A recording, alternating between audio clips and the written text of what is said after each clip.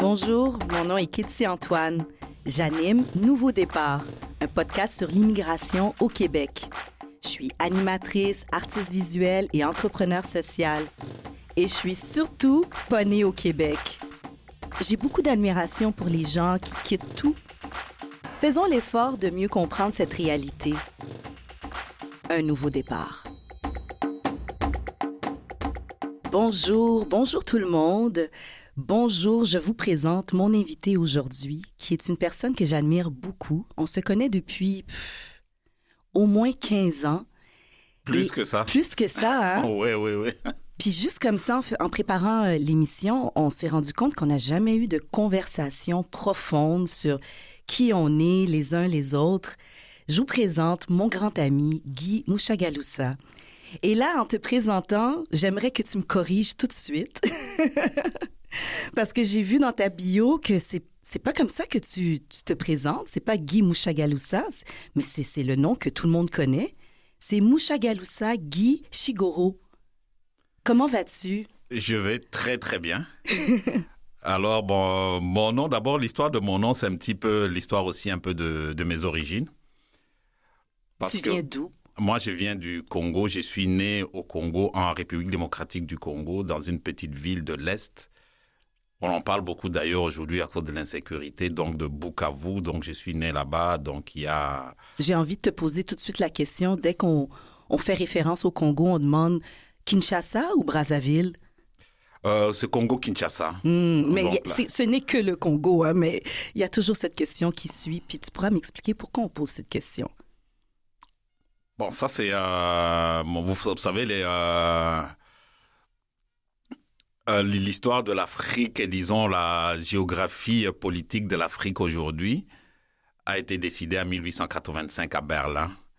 Et c'est là que les pays ont été découpés, disons, selon les intérêts des Occidentaux à l'époque et non selon les aspirations des Africains. Mais de notre côté, ça fait depuis plus de 150 ans maintenant que les Africains vivent avec ces frontières. Donc, il y a des frontières qu'on peut dire artificielles comme le Congo-Brazza et le Congo-Kinshasa. C'est les mêmes peuples, c'est les mêmes traditions, c'est les mêmes cultures. Voilà. Mais c'est fait que, bon, pour ces raisons-là, bon, on va pas, c'est pas ça l'objet de l'entrevue, mais pour ces raisons qu'on peut dire historiques, et des colonisations aussi, de la domination occidentale, il y a ces frontières qui sont nées et on vit avec aujourd'hui. Mais je prends le temps de te poser la question parce que mon conjoint, en fait, mon ex-conjoint, le père de mes enfants, est congolais. Congo, Kinshasa. Donc, mais il m'a expliqué aussi, je voulais que tu expliques à nos auditeurs. Et là, explique-moi pourquoi je vois sur ta bio Mushagalusa Guy Shigoro, tandis que je t'ai toujours connu sous le nom de Guy Mushagalusa. Bon, comme je disais, mon nom, ça peut expliquer une partie de l'histoire, disons, du Congo-Kinshasa ou Congo-Zaïre. Je suis né d'abord à ma naissance, c'était Guy Benjamin Shigoro. Shigoro, c'est mon nom de famille, c'est le nom de famille. Et mais il y a eu des changements politiques, un mouvement qui s'appelait le retour à l'authenticité, où à l'époque au Zaïre, donc on a aboli tous les noms qui étaient non authentiques. C'est-à-dire Robert, Jean, etc., tous les noms occidentaux, pour que les gens prennent leur nom authentiquement africain. C'était un grand mouvement sociopolitique qui s'appelait le retour à l'authenticité. C'est à ce moment-là que on m'a donc donné le prénom plutôt de Mushagalusa. Et Mushagalusa, pourquoi on m'avait donné ce nom-là? Parce que je suis né juste après une guerre qui a été très meurtrière dans l'est du Congo. Et c'était donc la période d'accalmie, la période d'euphorie. Alors Mushagalusa, c'est la personne qui apporte la joie. Donc je suis né à une époque où la misère était finie, entre guillemets, à l'époque. Et c'est pour ça qu'on m'a donné ce nom. Donc Mushagalusa, ça veut dire celui qui porte la joie. Donc, en décortiquant un petit peu mon nom, ça vous donne un peu quelques repères historiques du pays qui m'a vu naître. Magnifique. Écoute, merci d'avoir pris le temps de m'expliquer tout ça. Donc, peut-être que je risque de me tromper encore dans la prochaine heure et t'appeler Guy, mais c'est Moucha Galoussa. Moucha Galoussa, tu es au Québec depuis quand? Depuis fin 92. Donc, ça fait depuis 33 ans. Donc, ça fait quelques hivers. Et pourquoi tu as décidé de t'installer ici? Est-ce que c'est un projet qui s'est préparé d'avance? Avant d'arriver ici, je travaillais donc à la fin des années de 92. J'ai travaillé à l'ambassade du Zaïre à Moscou. Et on était voisins avec l'ambassade du Canada. Donc, j'ai connu des Québécois à l'époque. Et c'est comme ça que je commençais à m'intéresser au Québec. Et puis, à un moment donné, c'était un appel plutôt instinctif. Et puis, l'histoire de mon pays d'origine, il y avait beaucoup de tensions, il y avait beaucoup de troubles politiques. C'est soit où je rentre au Zaïre, où je me trouve un autre endroit où aller. Et puis, le Québec m'avait attiré parce que on parlait le français et j'avais eu quelques amis québécois de l'époque. Donc, c'était presque naturel. C'était un appel presque naturel. Mais c'était instinctif. C'était pas planifié. Donc, je me suis dit, bon, comment est-ce que je peux me garantir un certain avenir? Et donc, c'était le Canada et le Québec. T'avais quel âge à l'époque? J'étais déjà un homme, hein, j'avais 28 ans, je pense, 27, 28 ans. Quand même tout jeune. Oui. Un jeune homme. Oui. T'avais déjà ton métier. Oui. Et qu'est-ce que tu connaissais du Québec, du Canada? Bon, c'est des informations qu'on voyait dans la presse. À un moment donné, on parlait beaucoup, c'était un petit peu avant, on parlait beaucoup de la crise de Oka à l'époque. On parlait beaucoup de René Lévesque. Il y avait quelques informations comme ça qu'on trouvait dans la presse internationale. Mais j'avais aussi quelques personnes d'origine zaïroise ou congolaise à l'époque qui travaillaient ici ou bien qui étudiaient et qui me parlaient aussi du Québec. Donc, j'avais quand même certains liens avec le Québec. Donc, tu as 28 ans, tu te prépares à immigrer. Est-ce que tu te souviens dans quel état d'esprit tu te retrouvais à ce moment-là? Mais ce qui était intéressant, c'est qu'au fond de moi, j'étais très enthousiaste. Je voyais des nouvelles perspectives. Non, j'étais vraiment très, très enthousiaste. Je suis venu ici vraiment avec, je dirais, presque fougueux. Je me dis, voilà, un nouveau départ. Non, j'étais motivé, crinqué, comme on dit par chez nous. Ouais. Fait que vraiment, nouvelle opportunité, nouvelle vie qui se présente devant toi. Donc, tu arrives ici avec quel diplôme? Quelles sont les possibilités? Bon, moi, d'abord, j'ai étudié en hôtellerie. Donc quand j'ai travaillé à l'ambassade du Zaïre à l'époque, j'étais comme un maître d'hôtel. Donc, je m'occupais un peu du service des restaurations et du protocole aussi. Et donc, je venais ici, bon, je voulais... c'est sûr, travailler dans l'hôtellerie, mais j'étais très, très enthousiaste. Et puis, mais j'ai toujours aussi collectionné de l'art africain, même quand je travaillais à Moscou. Et donc, je regardais tout ça. Bon, j'avais pas nécessairement un plan bien précis, mais je sentais qu'il y avait des perspectives qui s'offraient devant moi. Donc là, tu viens de parler de Moscou. Donc, tu étais déjà quand même quelqu'un qui voyageait. Oui. Bon, je suis né au Congo. Mm-hmm. J'ai étudié en hôtellerie en Belgique. Et quand j'étais là, je voyageais un petit peu dans l'Europe, en France, au Luxembourg, aux Pays-Bas, en Allemagne, etc. Donc, j'ai quand même cette chance-là, en étant jeune, de pouvoir voyager. Fait que si je comprends bien, c'est vraiment par hasard du fait que tu as côtoyé des Québécois déjà au Congo, de par le travail que tu occupais. Donc, le Québec est devenu une possibilité. C'était vraiment un hasard. C'était le hasard, mais si maintenant je fais, disons, je retourne en arrière, je dirais au niveau de ce qui se passait en moi, je sentais comme si c'était la seule possibilité. Je me dis, bon, je ne veux pas retourner en Belgique. Je ne peux pas retourner, vu la situation politique au Congo. Et d'ailleurs, ma famille même me décourageait.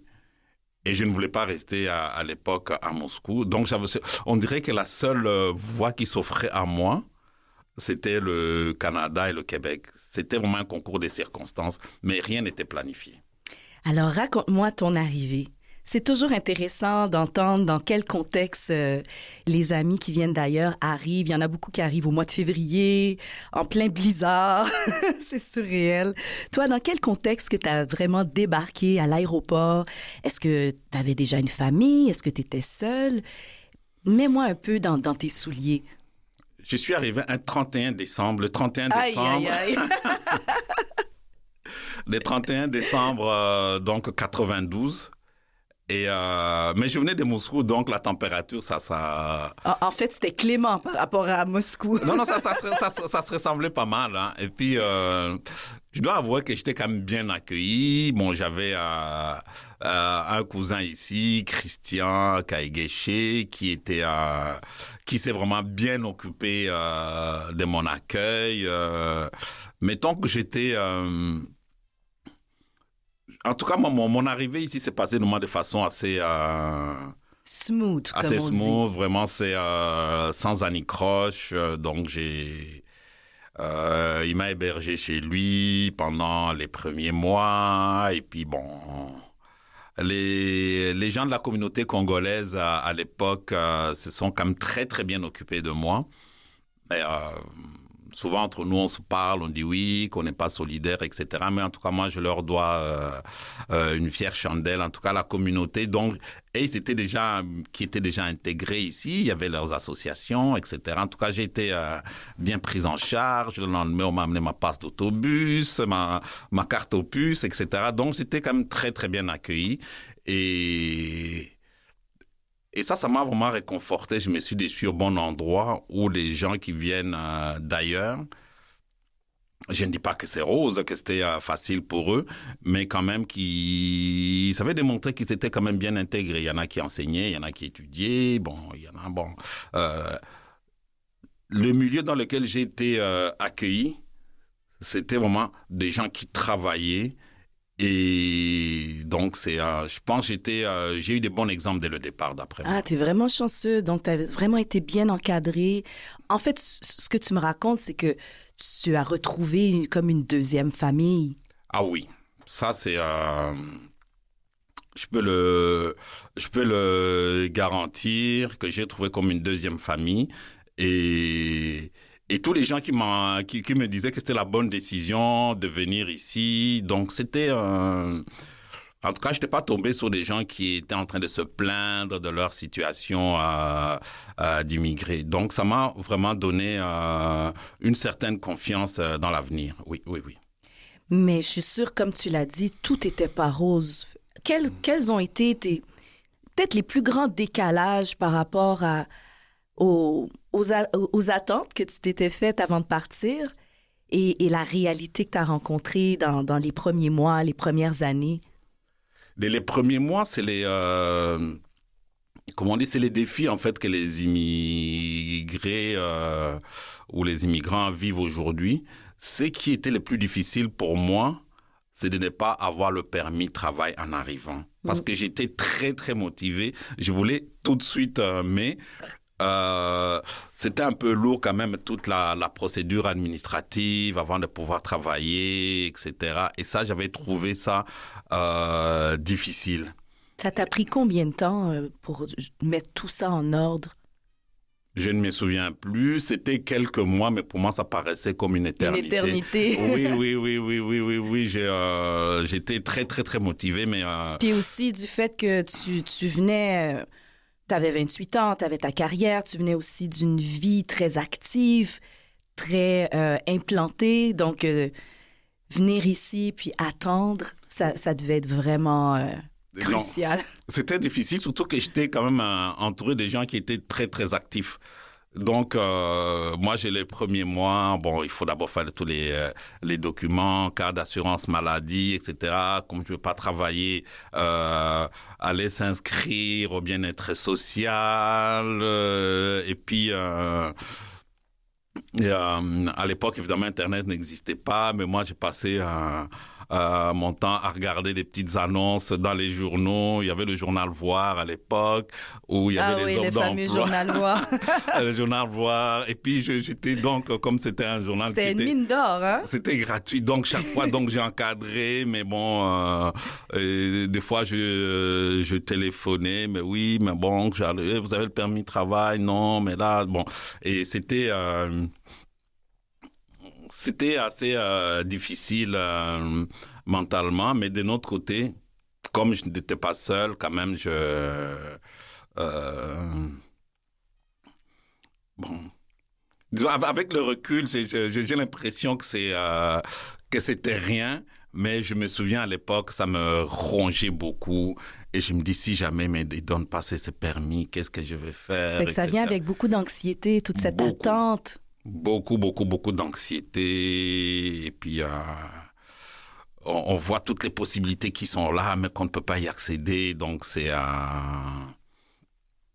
ça. Ben, au pays, Mouchagaloussa, tu viens de m'expliquer, tu travaillais en hôtellerie, dans un domaine de service. Ici, au Québec, à Montréal, c'est pas du tout le métier que tu pratiques. Est-ce que tu as profité justement de cette nouvelle aventure pour pouvoir trouver une nouvelle voie, ou bien c'est quelque chose qui a été forcé? Comment ça s'est passé pour toi, justement, t'intégrer, trouver ta place ici? Je parle le jour que j'ai eu mon permis de travail. Ouais. Le même jour, j'ai eu un emploi. Et donc, parce que le jour que j'ai eu mon permis de travail, j'habitais au coin Prince Arthur et à peu près avenue du Parc. Et le jour où j'ai eu mon permis de travail, donc je me suis mis au coin Sherbrooke et avenue du Parc, parce que j'avais déjà spoté l'endroit, il y avait beaucoup d'hôtels. Je vais déjà préparer mon CV.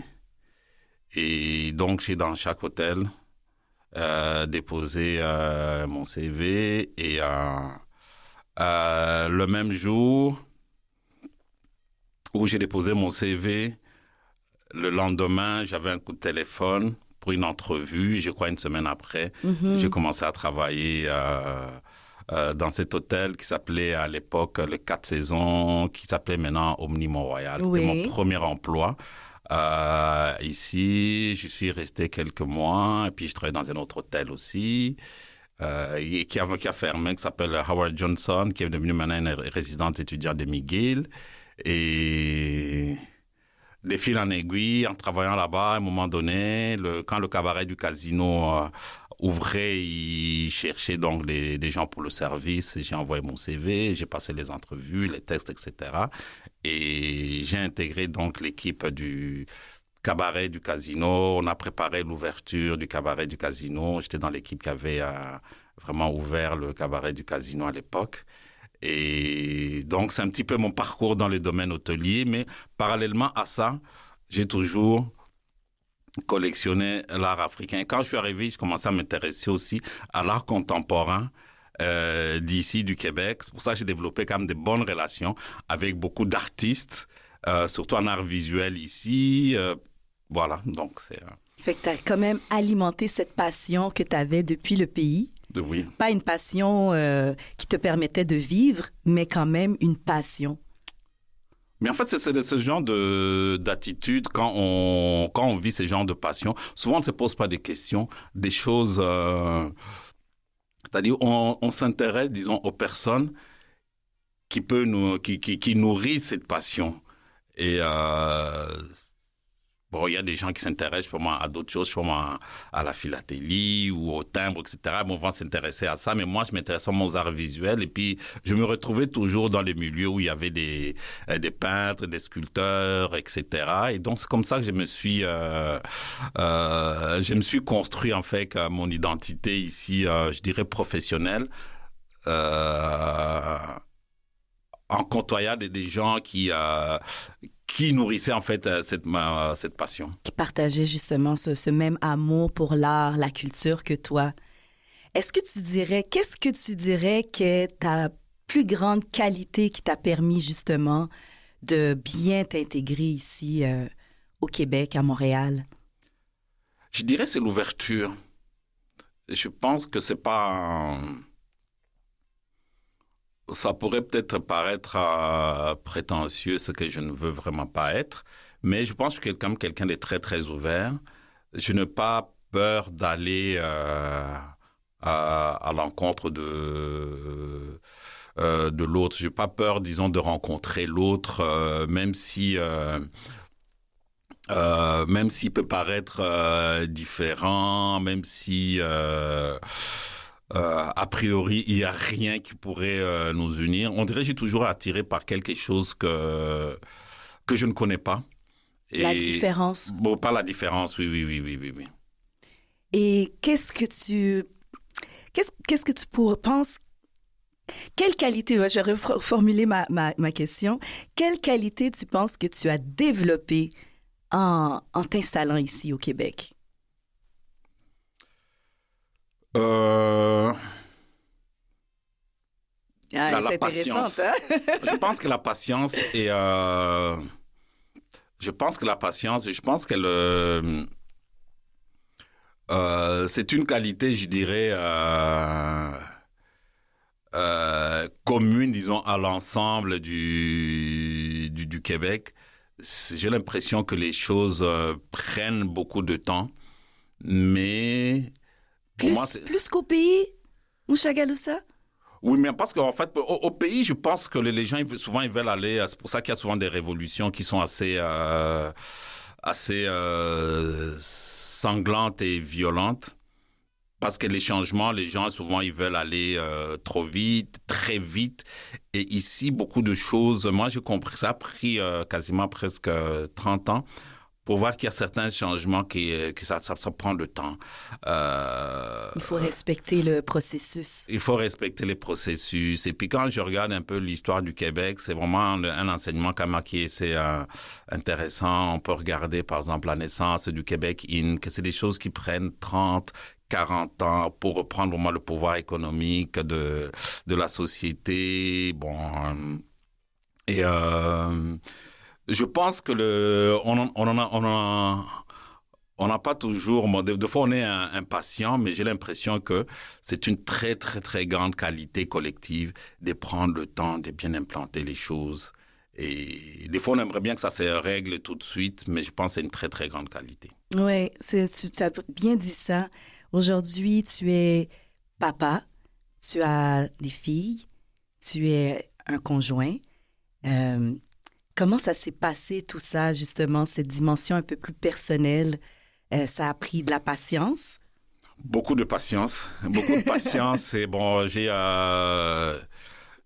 j'avais 2 filles. Bon, il y en a une qui est malheureusement partie il y a 2 ans, mais donc j'ai une fille... Et à son âme. Oui, Sakina, qui était une bonne artiste aussi. Bon, il y a sa sœur maintenant qui va bientôt avoir 30 ans. Donc, toi, tu as un enfant de 30 ans. Oui, elle va avoir 30 ans au mois de juin. C'est une vraie Québécoise qui est née ici, qui a vécu ici, qui a cheminé ici. Mais voilà, donc c'est ça, j'ai une fille de 30 ans. Et bon, je suis un divorcé. Bon, sa maman, je l'avais connue à Moscou. Et quand je suis venu ici, 2 ans après, on a fait des démarches pour qu'elle vienne me rejoindre. Ça aussi, c'était aussi un concours de patience. Toute la procédure d'immigration, etc. C'était... mais au bout de 2 ans, elle est arrivée, et puis on a eu 2 enfants. Mais malheureusement, nos chemins se sont séparés il y a quelques années. Voilà. C'est des choses qui arrivent. Mais je vois que tu es quelqu'un de très positif, de résilient et de très patient. Je pense que c'est ça le mot-clé, c'est la patience. C'est un mot qui se retrouve un peu dans toutes les sphères de ta vie et dans ta carrière aussi. Aujourd'hui, tu es à la tête d'un musée, galerie, espace locatif, culturel, très connu et respecté ici à Montréal. Anciennement, ça s'appelait Espace Mushagalusa. Aujourd'hui, ça s'appelle l'Afro-Musée. Bravo pour ça. J'aimerais qu'on en parle un petit peu plus après la pause qu'on va prendre. Et avant de prendre la pause, pour préparer l'émission, je t'ai demandé de me trouver un texte. Je demande ça à chacun de mes invités. Un texte qui t'a accompagné, qui t'a encouragé, un texte qui te donne aussi la force de continuer. Et le texte que tu as choisi, j'étais étonnée, hein? C'est un texte de Plume Latraverse. Pourquoi tu as choisi ce texte? Le texte s'appelle « Les pauvres ». Juste avant que je le lise, j'aimerais que tu m'expliques pourquoi ce texte te touche tant. À chaque fois que je sors du Québec, c'est à ce moment-là que je me sens vraiment le plus québécois possible. Récemment, ici au mois de décembre, j'étais à Kinshasa, qui est une grande mégapole extraordinaire, un peu à la fois, moi j'appelle très très chaotique, mais hyper attirante parce qu'il y a beaucoup de créativité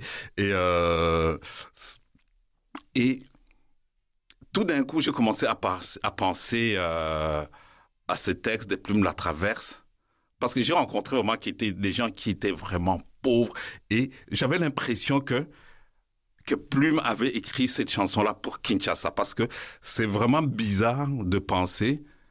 Bon, je n'ai jamais rencontré Plume, j'aimerais d'ailleurs le rencontrer un jour. Et de voir ce texte, à quel point... Ça colle. À quel point c'est une critique sociale qui était quasiment faite pour cette ville où la disparité entre les riches et les pauvres. En fait, tout ce qu'il y a dans ce texte, je le voyais autour de moi. C'était vraiment fou. Et puis, je me suis dit, tiens. Alors, c'est vraiment mon lien avec le Québec. Chaque fois que je suis à l'extérieur, on dirait qu'il y a quelque chose du Québec qui me rappelle que non. On est tous reliés. On est tous reliés. Peut-être que je suis d'origine congolaise, mais je suis à 100%, je dirais à 1000% québécois. Parce que j'avais vraiment l'impression que tout ce qu'il décrit dans son texte, que je le voyais autour de moi. C'est quand la première fois que tu l'as entendu, ce texte? Je l'avais entendu il y a quelques années, mais ça n'avait jamais attiré mon attention. Et quand j'étais à Kinshasa, je suis retourné maintenant heureusement que les réseaux sociaux existent maintenant, sur YouTube pour essayer de retrouver le texte. Et c'était fou. Tout ce qu'il dit dans ce texte, je le voyais quasiment en live, comme on dit. Et bravo à lui, parce que c'est une vraie critique sociale qui est vraiment universelle. On va le lire tantôt. Merci.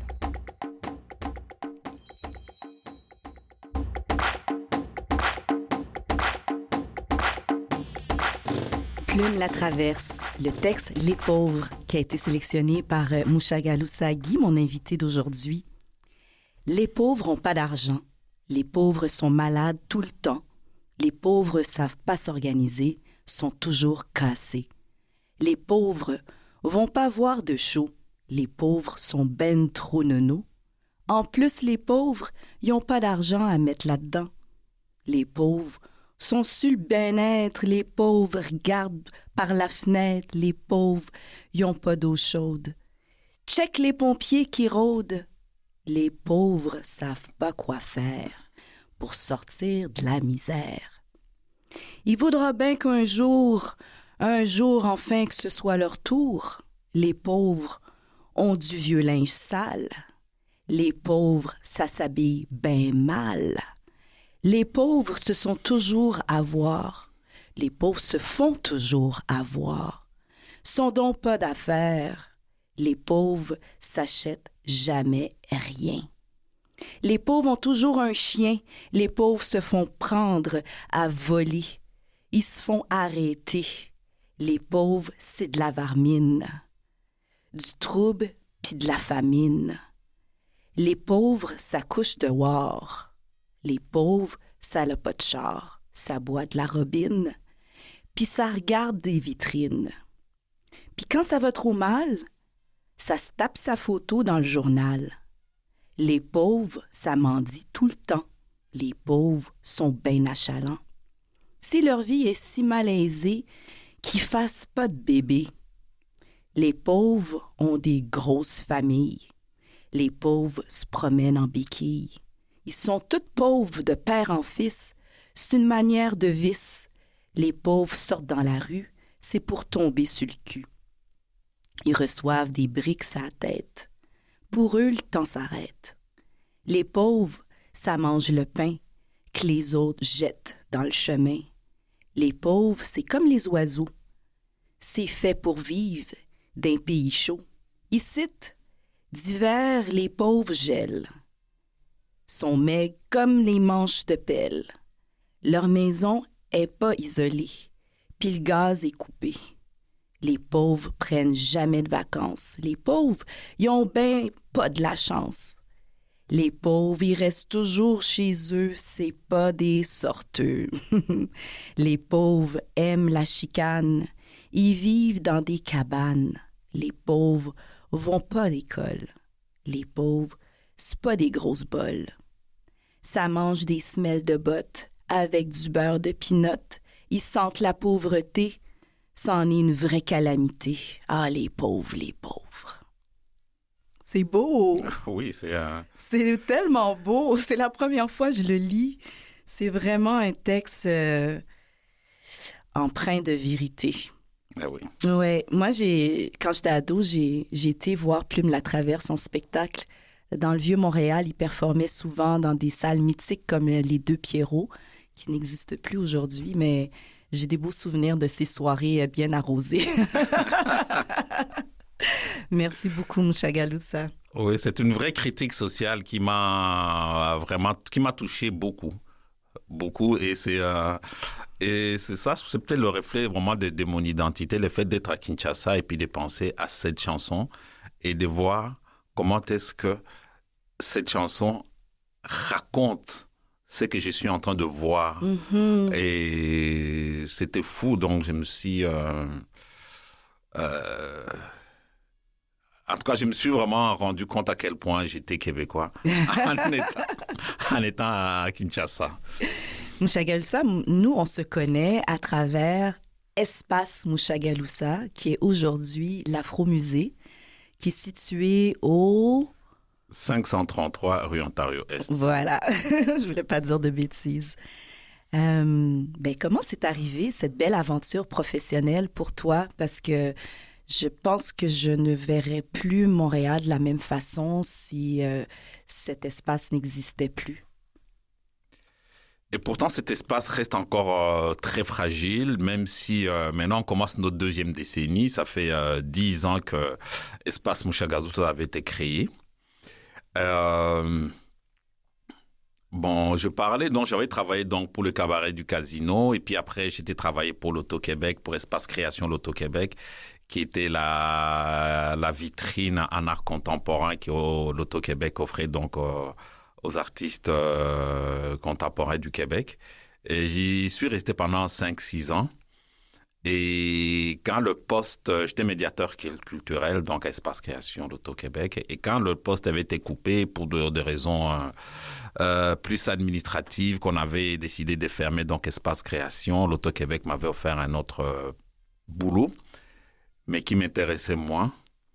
C'est à ce moment-là que je me suis dit, il faut que je vive de mes deux passions. Même quand je travaillais dans la galerie d'art contemporain de l'Auto-Québec, sous la rue Sherbrooke, 2-3 rues plus loin, j'avais ma propre galerie aussi d'art africain. Donc, quand je finissais mon shift à l'Auto-Québec, j'allais m'occuper de mes clients de l'art africain. Donc, quand mon aventure avec l'Auto-Québec, un travail que j'aimais beaucoup, a été, mon poste avait été aboli. Je me suis dit, qu'est-ce que je vais faire? Donc, j'ai pris à peu près 1 an pour réfléchir. Je me suis dit, je vais créer un lieu où je peux vivre ma passion pour l'art africain, mais où je donnerai aussi une certaine vitrine aux artistes visuels contemporains. Et c'est là que j'ai décidé donc de créer donc Espace Mouchagaloussa, qui était plus une galerie d'art et un centre culturel qui s'est qui s'est créé plus avec la communauté, qui s'est vraiment créé avec la communauté. Dès le départ, les gens, disons les Québécois, principalement d'ascendance africaine, donc Caraïbes, Amérique latine, Afrique et des Noirs canadiens, tout le monde s'était approprié, disons, ces lieux. Et je me suis rendu compte avec le temps qu'en fait, qu'on répondait peut-être à un traumatisme communautaire qui était latent dans la communauté depuis la fin du NCC, le Negro Community Center, qui avait fermé fin des années 90. Oui. Et donc, les gens avaient avaient besoin d'un lieu de ralliement. Et ça, moi, je ne l'avais pas planifié non plus de cette façon-là, mais en fait, en ouvrant cet espace, on s'est rendu compte que les communautés, surtout au niveau culturel, les communautés anglophones et francophones, ne se rejoignaient pas nécessairement. Et là, on a vu tout de suite les activités des deux communautés qui s'est créées, qui se faisaient de façon presque organique. Donc, en fait, moi, le mérite que je peux avoir, c'est d'avoir juste mis la plateforme en place et les gens se l'ont approprié comme assez rapidement. Ah, tu es trop humble, Guy. Tu vois, je savais que j'allais faire une erreur. Moucha Galoussa.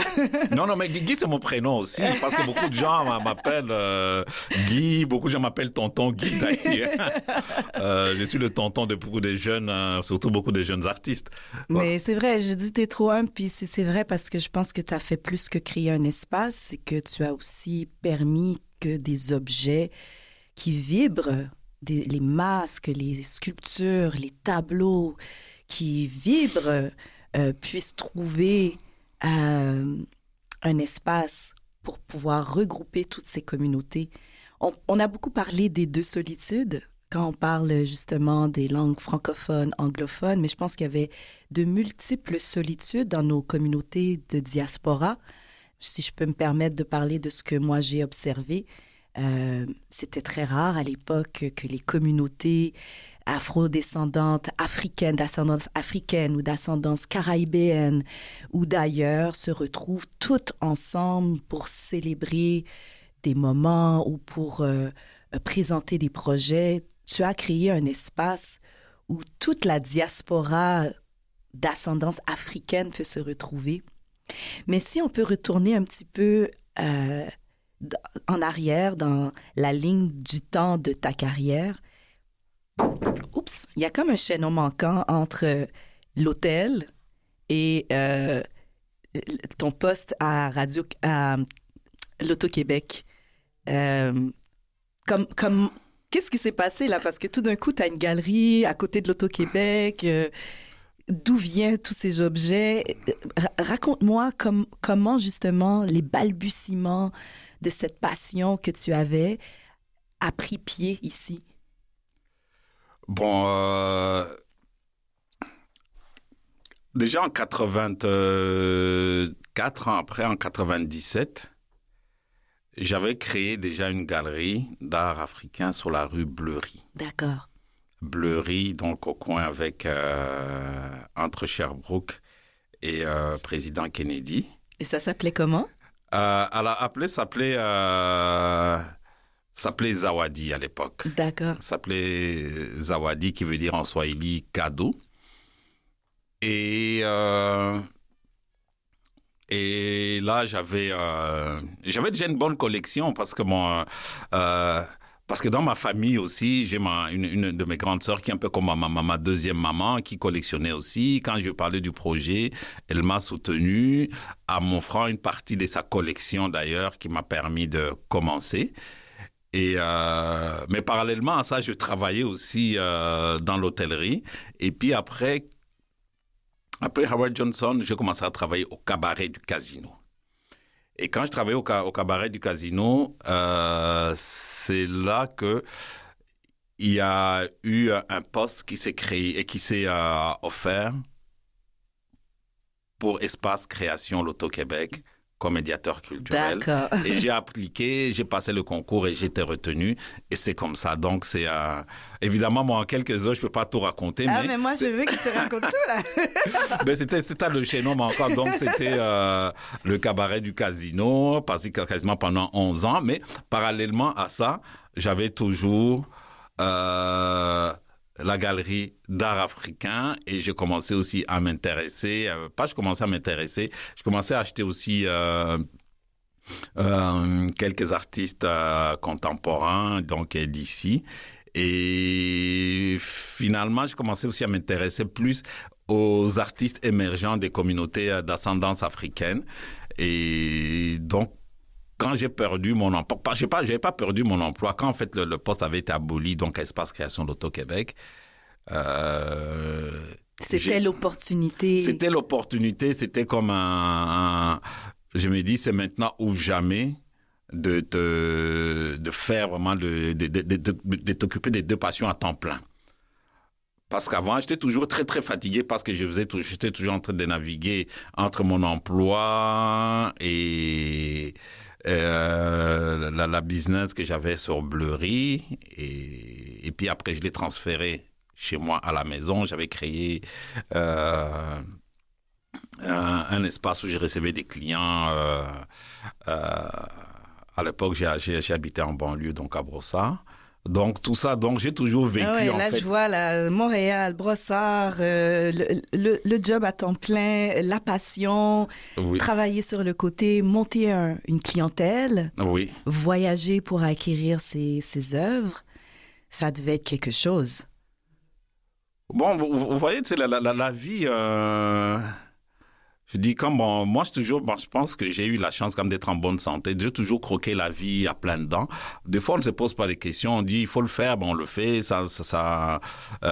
Mais c'est sûr, il faut avoir un peu de moyens quand même pour le faire parce que si on doit voyager, il faut au moins avoir l'argent pour payer les billets d'avion et puis acquérir les œuvres qu'on veut acheter, des choses comme ça. Et j'ai toujours été dans cette posture où je vis la passion, mais en étant quand même responsable, j'ai quand même élevé des enfants aussi, donc l'école, les devoirs, etc., les responsabilités parentales aussi. Souvent, j'en parle pas beaucoup, mais c'est quelque chose aussi qui prend énormément de temps, énormément C'est une charge et même ça devient central dans la vie. C'est très, très central. Les enfants restent pas enfants longtemps. Non. Et il faut vraiment investir pendant qu'ils sont enfants. C'est très central. J'ai toujours eu quand même la chance d'avoir des très bonnes conjointes. Donc, bon, c'est... avec tout ce que je fais, si on est mal accompagné, ça peut être catastrophique. Mais jusqu'à présent, bon, je pense que j'ai eu la chance quand même d'être bien accompagné. J'essaie toujours de parler évidemment des côtés positifs des choses. Hein. C'est sûr qu'il y a des défis, énormément de défis, mais comme je l'ai dit souvent, c'est pas... Les défis, c'est des leçons. Oui, voilà, c'est des leçons. Et puis, moi, j'ai plutôt tendance à essayer de parler, disons, des choses beaucoup plus positives, beaucoup... plus motivante et c'est ça qui me permet d'ailleurs de surmonter les défis que je rencontre sur mon chemin. Espace Mushagalusa a ouvert le jour. En quelle année, dans quel contexte?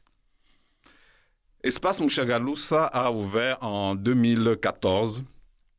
Le vernissage, c'était le 18 septembre 2014. J'avais signé le bail, je me souviens très bien, le 2 juin 2014.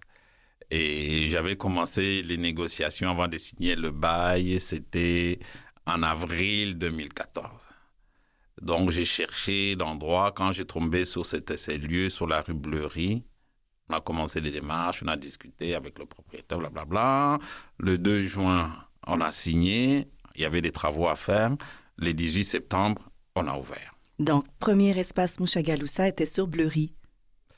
Oui, ça, c'est l'ancêtre d'Espace Mushagalusa qui s'appelait Zawadi. C'était sur Bleury. Zawadi était sur Bleury. Et puis ensuite... après, j'ai ouvert Mushagalusa Art Africain sur la rue Sherbrooke, pas loin de mon travail à l'Auto-Québec.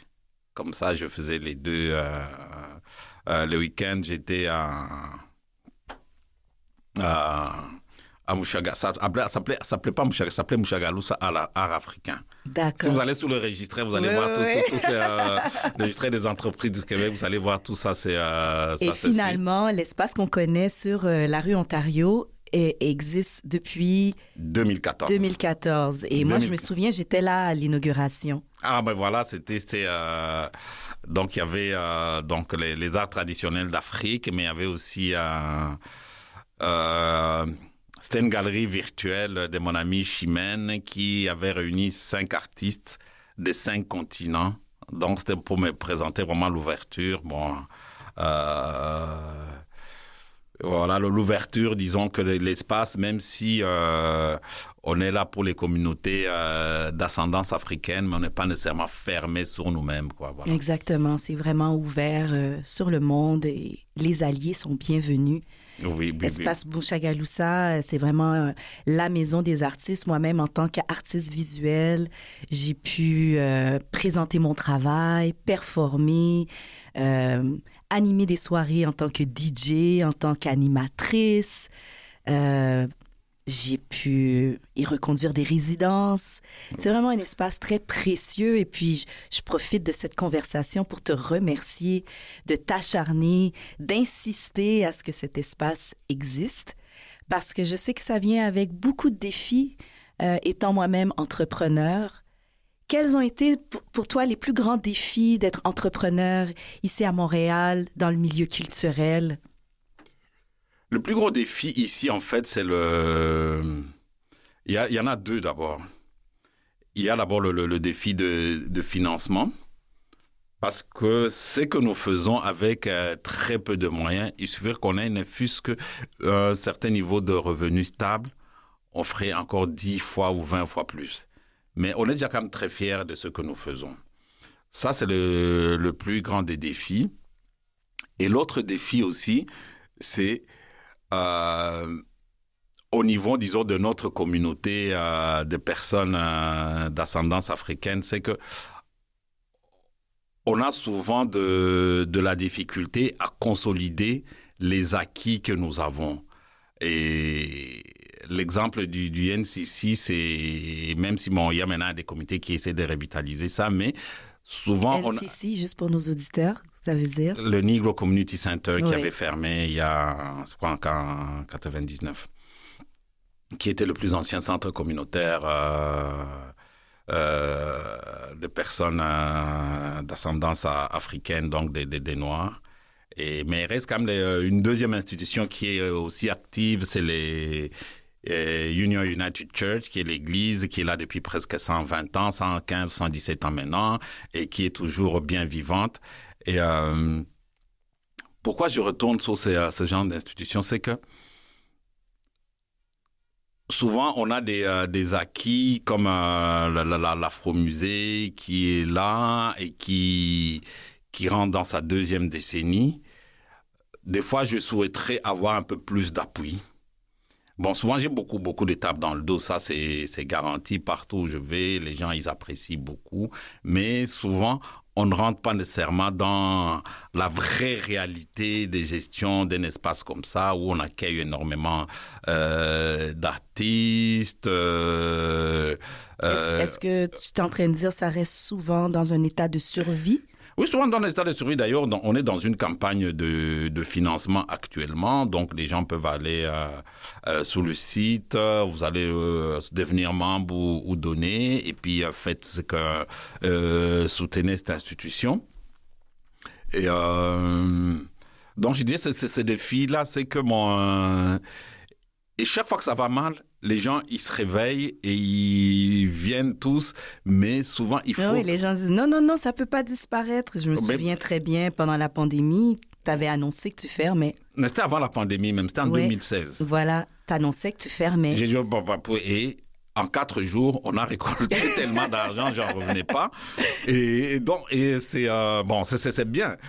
Mais de notre côté, il faudra que les gens puissent soutenir ce genre d'institutions D'une façon régulière. D'une façon régulière et constante, oui. sans nécessairement, menacer de fermer. qui est la catastrophe. Exactement. Et ça, je disais, par exemple, ce qui nous permet de vivre vraiment, c'est parce qu'on met l'espace à la disposition des gens. Quand les gens viennent louer l'espace, que les services qui payent juste le juste prix, l'animateur qui soit bien payé, le technicien de son qui doit payer, bien payé, la location, parce que on est souvent tendance à couper, à nous squeezer. Oui. Je dis, mais waouh, on a 6 personnes qui travaillent ici, plus les contractuels. Il faut que tout le monde puisse... bon. Et c'est l'équipe nécessaire pour la santé d'un centre oui. Qui a la grosseur et puis les ambitions de l'Afro-Musée. Qui évolue. Au niveau éducatif, quand même, surtout les nouvelles générations, les jeunes, on a travaillé beaucoup avec des associations étudiantes. Souvent, des associations étudiantes payent les justes prix alors que les corporations qui existent et qui ont plein de moyens et qui vont encore nous négocier, couper par-ci, couper par-là. Donc, je pense que côté éducation, je pense qu'on fait vraiment du chemin, surtout avec